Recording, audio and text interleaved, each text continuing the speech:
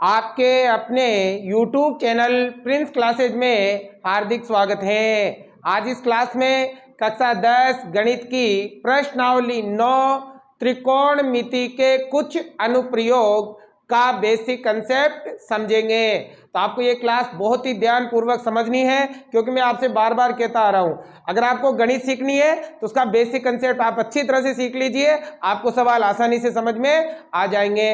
बेटा यदि आपने पिछली प्रश्नावली 8 जिसमें हमने त्रिकोणमिति का परिचय पढ़ा था वो नहीं पढ़ी है तो पहले वो अच्छी तरह से पढ़ लेना, उसके बाद ये प्रश्नावली आपको बहुत ही आसान तरीके से समझ में आएगी। चलिए स्टार्ट करते हैं। देखो प्रश्नावली का नाम है त्रिकोणमिति के कुछ अनुप्रयोग। वैसे इस प्रश्नावली को हम ऊंचाई और दूरी भी कहते हैं, ऊंचाई और दूरी। इस प्रश्नावली का नाम बेटा ऊंचाई और दूरी भी हो सकता है, ठीक है। तो देखो यहाँ पर हमें ऊंचाई और दूरी के बारे में पढ़ना है।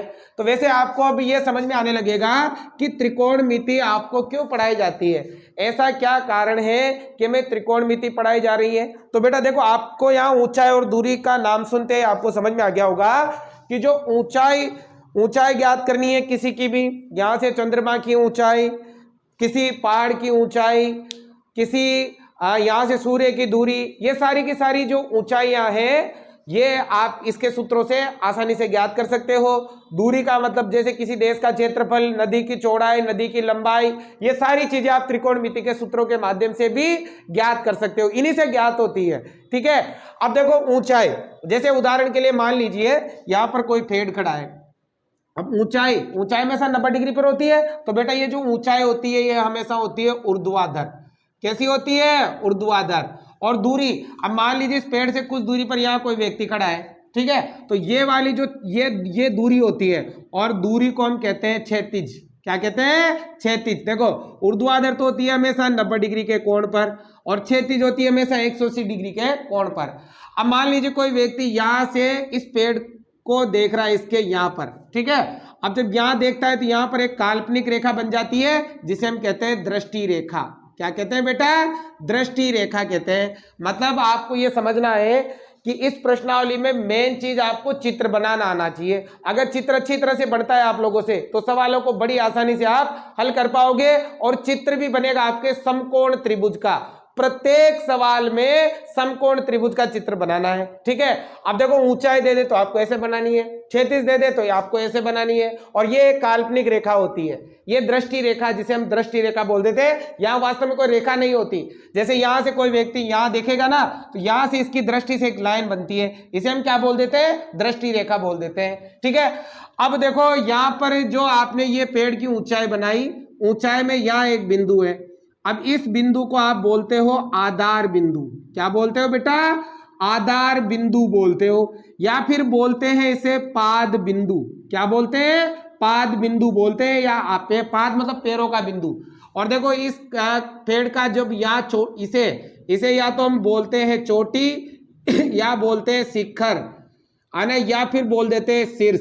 क्या बोल देते हैं? शीर्ष बोल देते हैं, ठीक है।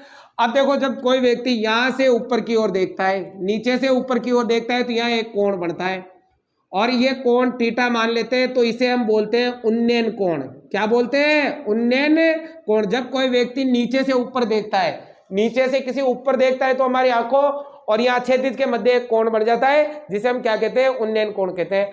अब मान लो कोई व्यक्ति इस पेड़ के ऊपर शिखर पर है, अब यहां से नीचे कोई वस्तु देखता है या कोई व्यक्ति देखता है, तो यहां भी एक कोण बढ़ जाता है। यहाँ पर हमारी क्षैतिज से और हमारी आंखों से एक कोण बढ़ जाता है, और इस कोण को बोलते हैं बेटा अवनमन कोण। क्या बोलते हैं? अवनमन कोण बोलते हैं, ठीक है। जब ऊपर से नीचे देखोगे तो अवनमन कोण, और नीचे से ऊपर देखोगे तो क्या बोलते हैं? उन्नयन कोण बोलते हैं। और हमेशा याद रखिए ये उन्नयन कोण और अवनमन कोण हमेशा बराबर होते हैं। उन्नयन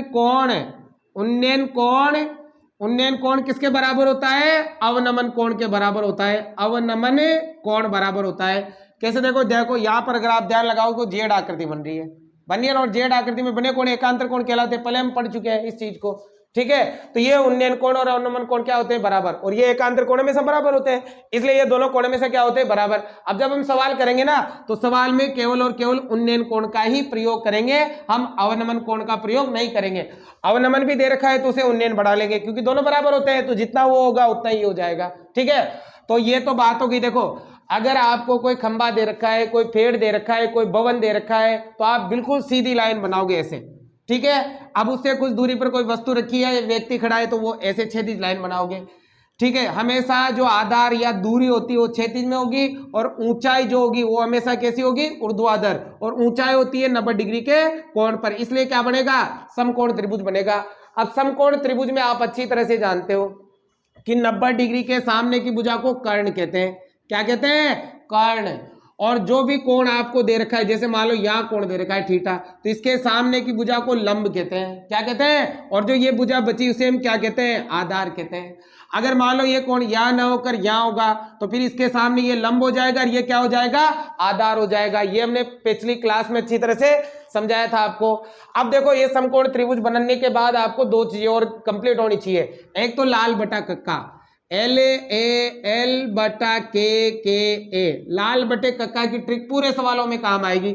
अब लाल बटे कक्का में सबसे पहले साइन थीटा, फिर कोस थीटा, फिर टेन थीटा, और यहाँ कोट थीटा, यहाँ आपके सेक थीटा, और यहाँ आपके कोसेक थीटा। मतलब साइन थीटा का मतलब होता है लंब बटा कर्ण, कोस का आधार बटा कर्ण, टेन का लंब बटा आधार। बस ये तीन याद रख लो, बाकी तीन तो हमें उल्टे होते हैं, पढ़ा ही है पिछली प्रश्नावली में, तीन तो इनके उल्टे होते हैं ना, तो ये तीन याद रख लो। ठीक है, तो ये ट्रिक आपको याद रखनी है। और एक आपको सारणी बनानी कंप्लीट आनी चाहिए पूरी सवालों में, सभी सवालों में सारणी का प्रयोग होगा। सारणी 0 से लेकर 90 डिग्री वाले का जो मान है वो सारणी आपको कंप्लीट आनी चाहिए। मैंने उस सारणी बनाते समय भी आपको बताया था कि प्रश्नावली 9 में भी आपकी ये सारणी काम आने वाली है। तो सारणी अगर आपको बनाना नहीं आती है तो लिंक आपको डिस्क्रिप्शन में मिलेगा, या पिछली जो प्रश्नावली 8 है उसमें मैंने अच्छी तरह से सारणी बहुत ही शानदार ट्रिक से आपको सिखाई है। तो एक तो लाल बटे कक्का की ट्रिक याद रखनी है, और एक क्या याद रखनी है? सारणी याद रखनी है। और मैंने चित्र बनाना है आपको सही ढंग से, समकोण त्रिभुज का चित्र बनाना है। अब समकोण त्रिभुज में जो ऊर्ध्वाधर लाइन है उसके नीचे वाले बिंदु को या तो आधार बिंदु कहेंगे या पाद बिंदु कहेंगे, ऊपर वाले बिंदु को या तो चोटी कहेंगे या शिखर कहेंगे या शीर्ष कहेंगे। अगर कोई व्यक्ति नीचे से ऊपर देखता है तो कौन सा कोण बनता है? उन्नयन कोण। और कोई व्यक्ति ऊपर से नीचे देखता है तो कौन सा कोण बनता है? अवनमन कोण। और यहां से अगर कोई व्यक्ति इसके शिखर को देखता है तो एक लाइन बन जाती है, इस लाइन को हम क्या कहते हैं? दृष्टि रेखा कहते हैं। और हमेशा उन्नयन कोण और अवनमन कोण क्या होते हैं? बराबर होते हैं। अब बेटा, वैसे तो आपके 90% सवालों में, 90% सवालों में टेन थीटा काम आएगा। अब देखो, टेन थीटा का काम आएगा। जैसे मान लीजिए आपको कोई खंबा दे दिया, स्तंभ दे दिया, या मीनार दे दी, या भवन दे दिया, या पेड़ दे दिया, तो अगर पेड़ बनाना है, भवन बनाना है, मीनार बनानी है, या स्तंभ बनाना है, तो हमेशा ऐसे बनाओगे। अब कह दिया कि इससे कुछ दूरी पर कोई व्यक्ति खड़ा है, मान लो यहाँ कोई व्यक्ति खड़ा है। अब ये व्यक्ति खड़ा है तो ये इसकी दूरी हो जाएगी। अब ये कहते हैं कि यहाँ से व्यक्ति इसके शिखर को देखता है, तो शिखर यहाँ पर है, ये शिखर को देख रहा है, और मान लीजिए शिखर को देखते समय वो उन्नयन कोण बना रहा है 30 डिग्री का। ठीक है, और कह दिया कि इस पेड़ की लंबाई 10 मीटर है। ये जो खंबा है या पेड़ है या मकान है, इसकी लंबाई कितनी है? 10 मीटर। तो इस पेड़ के पाद बिंदु से इस व्यक्ति की दूरी ज्ञात करो। ये वाली दूरी हमें क्या करनी है? ज्ञात करनी है। अब मान लेते हैं ये दूरी x है, और हमेशा आपको स्तंभ पेड़ हो हमेशा ऊर्ध्वाधर होते हैं, मतलब 90 डिग्री के कोण पर होते हैं। ठीक है, तो ये 90 डिग्री का कोण है। अब आपको ये इसको बताना है कि ये पाद बिंदु से व्यक्ति कितनी दूरी पर खड़ा है। समझ में आया? देखो एक बार फिर बता रहा हूं, एक पेड़ है, मान लीजिए वो 10 मीटर ऊंचा है। ठीक है, अब इस पेड़ के पाद बिंदु से कुछ दूरी पर एक व्यक्ति खड़ा है, और यहां से इस पेड़ के शिखर को देखता है तो 30 डिग्री का उन्नयन कोण बनता है। अब इसके पाद बिंदु से पेड़ की दूरी ज्ञात करो, मतलब पेड़ के पाद बिंदु से इस व्यक्ति की दूरी ज्ञात करो। तो मान लेते हैं दूरी क्या है? x। अब देखो वहां देखना, ये अब देखो थीटा के सामने लंब और ये आधार, लंब बटा आधार। बताओ लंब बटा आधार काय में आएगा? 10 में। तो यहां में लिखना है 10। अब थीटा का मान कितना है? 30 बराबर लंब बटा आधार। अब 10 30 का मान आपको सारणी से याद होना चाहिए।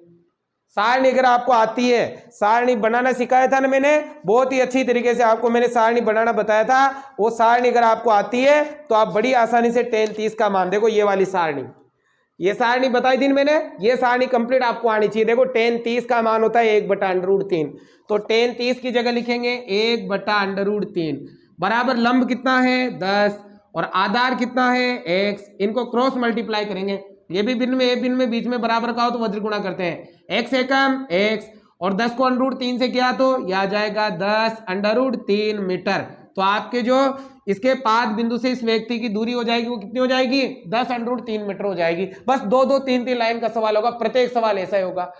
अब देखो 90% सवालों में जैसे खंबा आ जाएगा, आपके मीनार आ जाए, स्तंभ आ जाए, भवन आ जाए, फेड आ जाए, इनकी ऊंचाई आ जाए तो हमेशा tan थीटा काम आएगा।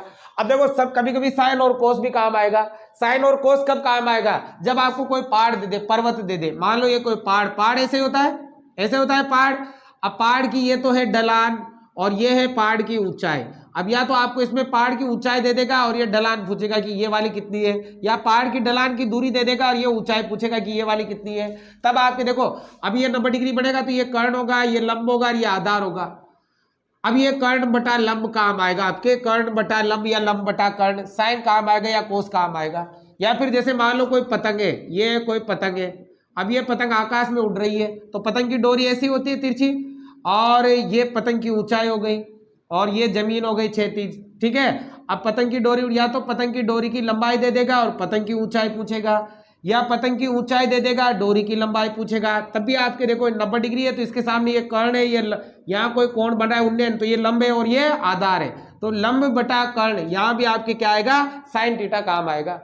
या जैसे मान लो कोई दीवार है, दीवार तो आपको सीधी बनानी है, अब इस दीवार के सहारे कोई सीढ़ी लगी है, अब सीढ़ी ऐसे लगी होती है ना, तो ये सीढ़ी आ जाए दीवार के सहारे, तब भी आपके कौन सा काम क्या काम आएगा साइन थीटा काम आएगा। जैसे एक बताता हूं मैं, जैसे एक पतंग हवा में उड़ रही है और पतंग की डोरी की लंबाई 20 मीटर है, ठीक है। जो अब पतंग की डोरी को क्या किया, जमीन से एक खूंटे से बांध दिया गया, और जमीन से जब खूंटे से बांधा तो वो कोण बना रही है 30 डिग्री का, कितने डिग्री का 30 डिग्री का।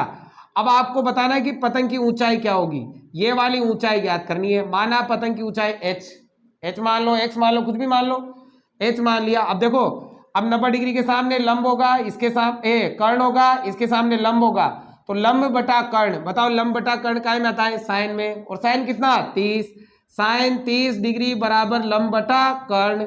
अब साइन 30 का मान होता है 1/2, सारणी देखना बराबर लंब, लंब तो है h, आधार एक कर्ण, कर्ण कितना है 20, क्रॉस मल्टीप्लाई, 2 को ऐसे किया 2h, 20 एकम 20, 2 गुणा है तो भाग में, तो h का मान आएगा 20/2, यानी कि h का मान कितना आ जाएगा 10 मीटर। तो बताओ पतंग कितनी ऊंचाई पर उड़ रहा है 10 मीटर की ऊंचाई पर उड़ रहा है। तो अधिकतर सवालों में आपके tan ही काम आएगा, बाकी जब सवाल करोगे ना बहुत अच्छी तरीके से आपको ये प्रश्नावली समझ में आएगी। तो मेन चीज आपको समकोण त्रिभुज बनाना है, ठीक है। अब एक ही सवाल में एक साथ 2 समकोण त्रिभुज भी बन सकते हैं, 3 भी बन सकते हैं, लेकिन आप अगर बड़ी सावधानी रखते हो, ये सारी जानकारी आपको है, तो आप प्रश्नावली के सवालों को आसानी से कर लोगे। और बोर्ड परीक्षा में ये प्रश्नावली 4 नंबर की आएगी भाई, एक सवाल 3 नंबर का और एक सवाल 1 नंबर का, 3 नंबर का आएगा। इतना सा सवाल करना होगा आपको, थोड़ा बड़ा मान लो, 4-5 लाइनों से ज्यादा सवाल नहीं होगा। तो आपको एक तो लाल बटे कक्का की जानकारी, एक सारणी अच्छी तरह से होनी चाहिए याद, और एक समकोण त्रिभुज के बारे में जानकारी, और समकोण त्रिभुज का चित्र आपको सवाल के अनुसार बनाना आना चाहिए। अगर ये सारी चीजें आपको आती है तो आप प्रश्नावली के सवालों को बड़ी आसानी से कर पाओगे। तो बेटा ये इसका बेसिक कंसेप्ट था। कल से नहीं, सोमवार से हम प्रश्नावली के सवालों को हल करना स्टार्ट कर देंगे, और बहुत ही जल्द आपके प्रश्नावली समाप्त हो जाएगी, और उसके बाद आगे की जो प्रश्नावलियां हैं वो भी मैं बहुत ही जल्द आपके करवा दूंगा। Thank you watching for this class.